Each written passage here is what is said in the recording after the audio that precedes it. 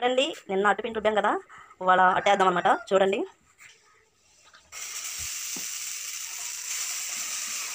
రెండు గట్లలు అయితేనండి. చూడండి, పలసగా వస్తుంది, మెత్తగా కూడా ఉంటుందండి. ఆ కొలతలతో వేసుకుంటాం. కొద్దిగా ఆయిల్ వేసుకోవాలి.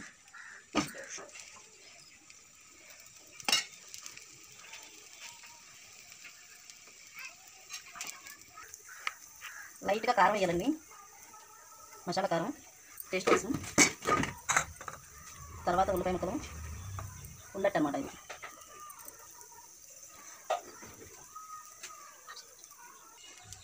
చూడండి, అట్ట అయిపోయింది. బాగా ఎర్రగా కాలింది కదండి. ఒక 5 నిమిషాలు అలా ఉంచాలి. అటు ఇటు మా లోన్ కూడా కొద్దిగా మగ్గుతుంది అనమాట. ఉల్లిపాయ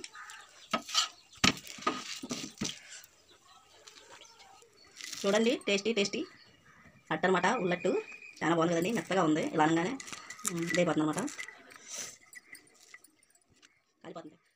మీకు నచ్చితే లైక్ చేయండి, ప్లీజ్ సబ్స్క్రైబ్.